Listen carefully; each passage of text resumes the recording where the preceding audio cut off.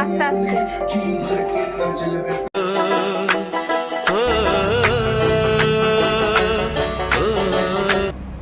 Hello everyone, আশা করছি সকলে ভালো আছো, সুস্থ আছো। ইরাজ ব্লগের আবার একটি নতুন ব্লগে সকলকে অনেক স্বাগত। আজকে 3 সেপ্টেম্বর, আজকে ব্লগটা এখান থেকেই শুরু করছি।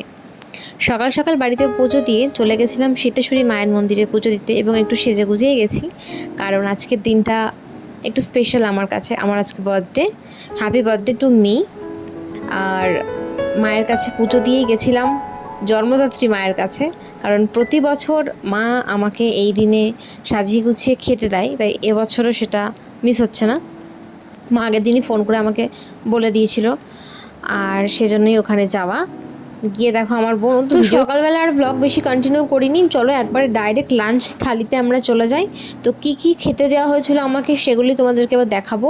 দেওয়া হয়েছিল ভাত, ইলিশ মাছ ভাজা, ইলিশ মাছের তেল, পোলাও, 5 রকমের ভাজা, শাক ভাজা, পটল সর্ষে পোস্ত, আর তার সাথে ছিল আম, ডাল, সর্ষে পার্শে, সর্ষে ইলিশ, মাটন, চাটনি, পাঁপড়, দই, 5 রকমের মিষ্টি, স্যালাড, আর পায়েস, যেটা সব থেকে মেন ইম্পর্টেন্ট, ও ice cream, chocolate, chips, cold drinks.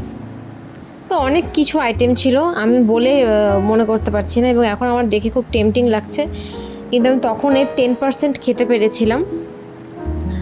আর এত সুন্দর করে থালিটা সাজিয়ে দিয়েছিল আমার মামি, আর সব রান্নাই খুব ভালো লেগেছিল আমার কাছে। মায়ের রান্না আমার কাছে সবসময় সব থেকে ফেভারিট। এই রান্নার রিভিউ করা মতো যোগ্যতা আমার নেই, রিভিউ আমি করছি না, তবে হ্যাঁ, সব রান্না খুব ভালো হয়েছিল খেতে। আর চলো খাওয়া দাওয়া করে তোমাদের সাথে আবার আমি কথা বলছি।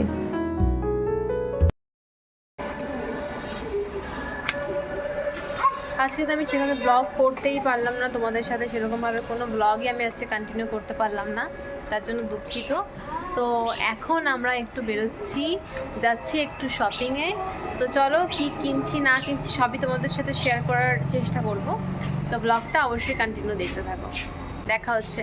তো এখন টোটো করে যাচ্ছি, টোটো দাঁড় করাবো, তো টোটো দাঁড় করা। তো প্রথমেই আমরা গেছিলাম শ্রীলেদার্সে, রানাঘাটে শ্রীলেদার্স ঘোরার পরে এত ভিড়, এত ভাইরাল হয়ে গেছে জিনিসটা, তো আমাদের তো একবার যাওয়ার ইচ্ছা ছিল অনেক দিন ধরে, তো সেটাই গেছিলাম। কিন্তু খুবই ডিসঅ্যাপয়েন্ট হয়েছি আমরা, যে আমাদের কালেকশন একদমই পছন্দ হয়নি। তো শুধুমাত্র আমার দাদুর চটিটা মা ওখান থেকে কিনেছিল, কিনে আমরা ওখান থেকে বেরিয়ে পড়েছিলাম। বেরিয়ে আমরা গেছিলাম এক্সপ্রেস বাজার, এটাও নতুন ওপেন হয়েছে।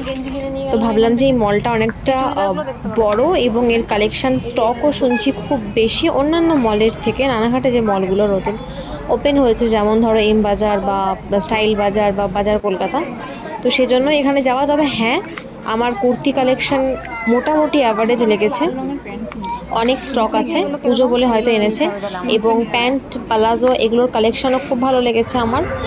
অন্যান্য মলের তুলনায় এখানকার কুর্তি আমার একটু বেটার লাগলো। আর এখান থেকে আমি চুড়িদারের পিস কিনেছি একটা, আর মা কিছু টুকটাক কেনাকাটি করেছে, আর একটুখানি ঘরের কিছু জিনিসপত্র কেনাকাটি হয়েছে। এই করে তারপরে অনেক রাত, বলতে ওই 8টা সাড়ে 8টা নাগাদ আমরা বাড়ি এসেছিলাম। এসে আর ব্লগ কন্টিনিউ করিনি, এটা আগের দিনের রাত, মানে রাত্রেবেলার ভিডিও তোমাদের সাথে শেয়ার করলাম। আমাকে ওরা সবাই মিলে হঠাৎ করে ডেকে নিয়ে কেক কাটিয়েছিল, তো আমি জানতাম না এটা, আমি জানতাম পরের দিনকেই যাব। কিন্তু ওই যে ভাই আর মামা এই সবুজ রঙের কেকটা, যেটা কাঁচা ম্যাঙ্গো ফ্লেভার, ওটা নিয়ে এসেছিলো, আর রেড ভেলভেটটা আমার হাজব্যান্ড মানে সৌরভ নিয়েছিল। তো এই দুটো কেক কাটা, এবং সবাই মিলে একটু নিজেরাই মজা করে তারপর আমরা বাড়ি চলে গেছিলাম। তো ব্লগটা এই পর্যন্তই থাকলো, কীরকম লাগলো অবশ্যই কমেন্ট করতে কিন্তু ভুলো না। ছোট করে শেয়ার করলাম, ভালো লাগলে লাইক, শেয়ার, কমেন্ট করে দিও। দেখা হচ্ছে পরের ভিডিওতে।